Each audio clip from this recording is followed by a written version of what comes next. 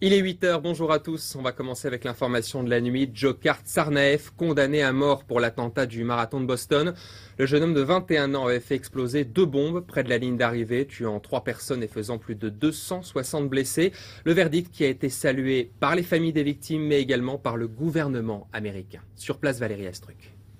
Son visage est resté impassible à la lecture du verdict. Dzhokhar Tsarnaev, condamné à mort à l'unanimité des 12 jurés populaires pour avoir commis les attentats de Boston. C'était le 15 avril 2013. 2 bombes explosent sur la ligne d'arrivée du marathon. Le carnage. 3 morts, 264 blessés, dont 17 amputés. Pour le procureur, le jeune homme, à l'époque âgé de 19 ans, savait parfaitement ce qu'il faisait. Il n'y a pas de gagnant aujourd'hui, mais justice a été rendue pour ma famille. Je suis reconnaissante au jury d'avoir pris les choses suffisamment au sérieux et d'avoir choisi la peine qui convient. La défense a pourtant plaidé les circonstances atténuantes. Le jeune homme aurait été sous l'influence de son frère, présenté comme le cerveau des attentats.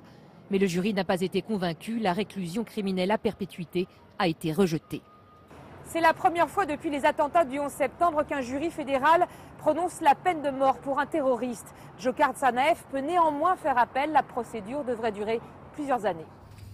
Et toujours aux États-Unis, l'enquête après le déraillement d'un train à Philadelphie. On savait que le conducteur roulait 2 fois plus vite que la vitesse autorisée au moment de l'accident.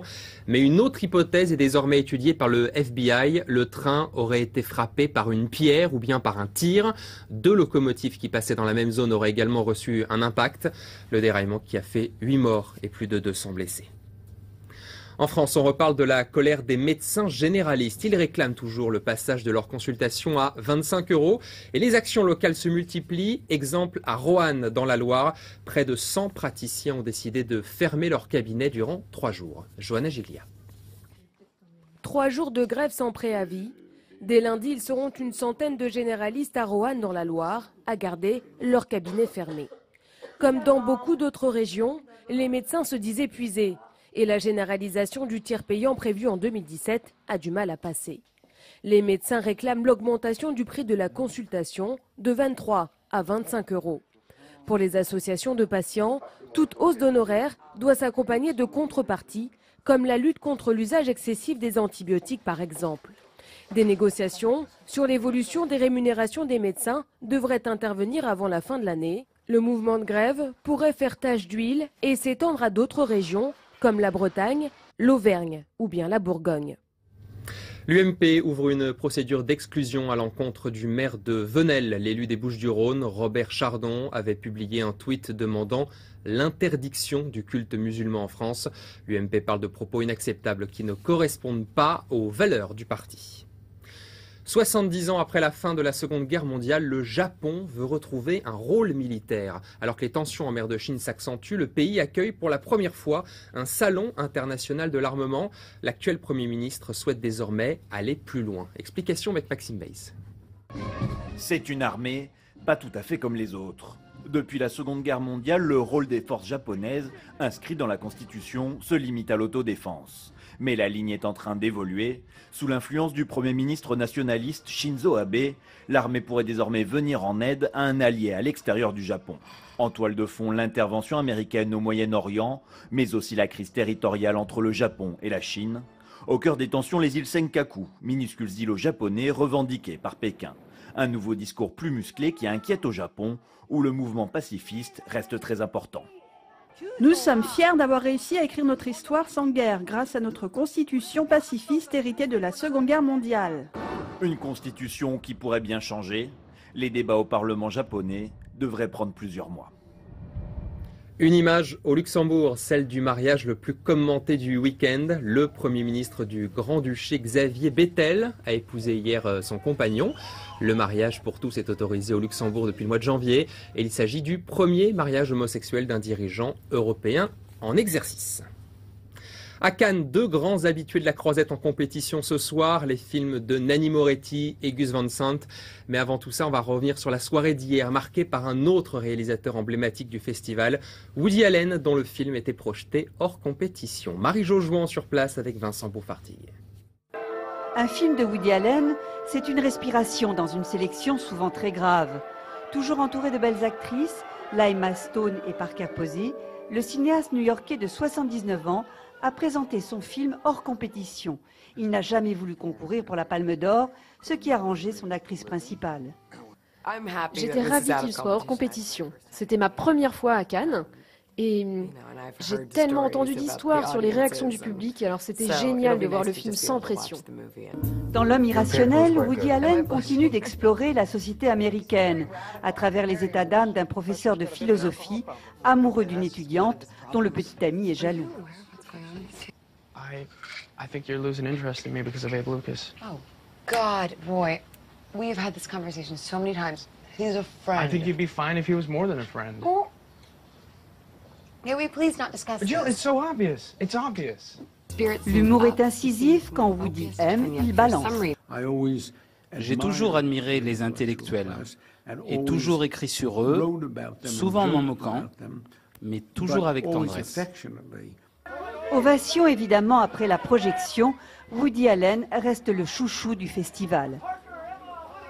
Et à l'occasion de ce festival de Cannes, Paris Match expose ses archives sur la Croisette. Une exposition exceptionnelle retraçant plus de 60 ans d'acteurs et de réalisateurs de légende. Bonjour Marc Brincourt. Bonjour. Vous êtes le rédacteur en chef photo à Match. Ça n'a pas dû être simple quand même de sélectionner seulement la trentaine de photos que vous exposez parmi toutes les archives de Paris Match. Il y en a énormément. C'est un calvaire à chaque fois. Vous voyez, énormément, on a 15 millions de documents dans nos archives et évidemment énormément de photos consacrées au Festival de Cannes qu'on couvre depuis 1953, les années d'or, les années 50, 60. On a énormément de photos, oui. On va citer quelques noms, Alain Delon, Romy Schneider, Hitchcock, Jerry Lewis, Esther Williams, Jack Nicholson, Brigitte Bardot, bien sûr. Toutes les stars sont passées sous les objectifs des photographes de Match. Elles sont toutes venues, elles sont toutes passées sous les objectifs de Match, aussi parce que c'était une époque où elles étaient évidemment accessibles. Oui. Les photographes ne devaient pas passer à travers 12 agents, 3 avocats pour avoir simplement 15 secondes de photo. Il y avait une relation particulière. Il y avait une relation particulière, ils se connaissaient. Et en plus, les stars, enfin les actrices et les acteurs savaient qu'à un moment donné, il fallait consacrer un peu de temps à la presse et à Match. Et donc, ils ouvraient leur intimité, disons. Alors, on les découvre, ces photos. Il y en a une particulièrement sur laquelle on va s'arrêter. Une star. Quelle star? Grace Kelly. Racontez-nous un petit peu l'histoire de cette photo. Cette photo, elle est prise par Jacques Garofalo. Et il y a toute une histoire. Nous sommes en 1955. Elle est au Festival de Cannes. Elle tourne en même temps La main au collet avec Alfred Hitchcock. Et puis il y a une équipe de reporters de Match, Pierre Galante et Michaud Simon, qui sont là et qui disent à Grace, pas loin d'ici, il y a un palais avec un prince célibataire sur un rocher qui vit seul. Est-ce que ça t'amuserait d'aller le rencontrer, de voir ce beau palais à Monaco? Et Grace trouve l'idée amusante et les rendez-vous sont pris et l'histoire va commencer le rendez-vous est pris et Match est là pour la première poignée de main entre les deux et on connaît l'histoire derrière. Bien sûr. D'un mot, Marc Brincourt, une bonne photo pour un acteur à Cannes, une photo particulière. Qu'est-ce qu'il y a en plus? Qu'est-ce qu'il faut qu'il y ait de particulier? Il faut déjà qu'elle donne quelque chose au lecteur, à son public. Quelque chose qui est quelquefois, même souvent, hors promotion. Pas forcément lié au film, mais il faut qu'elle donne quelque chose. Il ne faut pas que ces acteurs et ces actrices oublient que c'est des fans qui sont là et ils sont amoureux d'eux. Donc il faut qu'ils offrent quelque chose d'intime, quelque chose qu'elles vont pas avoir que le public ne va pas avoir l'habitude de voir ailleurs, un moment particulier d'intimité et qui va faire rentrer, disons, l'acteur et l'actrice chez les gens. Merci beaucoup Marc Brincourt. Je rappelle que vous êtes donc le rédacteur en chef du service photo à Paris Match et c'est une exposition à découvrir à Cannes durant tout le festival. Merci beaucoup.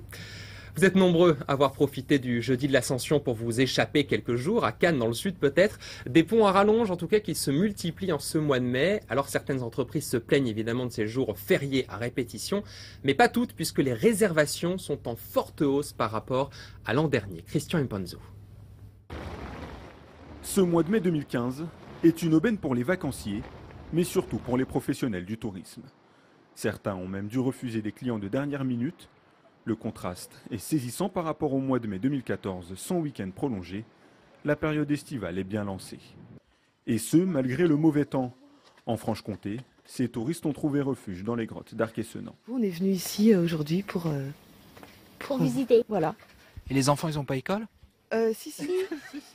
Pour éviter l'école buissonnière sous la pluie, l'idéal reste encore la région PACA ou le Languedoc, plus 34% de réservations par rapport à mai 2014. Le week-end de Pentecôte risque d'être chargé. 60% des vacanciers se décident à la dernière minute. Un mot de sport, il s'agit du plus petit budget de la Ligue 2 et pourtant, le Gazélec d'Ajaccio a assuré sa montée dans l'élite la saison prochaine. Les Corses ont battu Niort 3-2 à l'occasion de l'avant-dernière journée du championnat de France.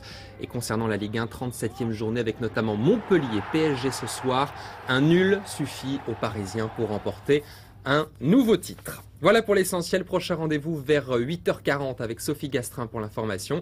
Mais tout de suite, c'est la météo avec Patricia Charbonnier.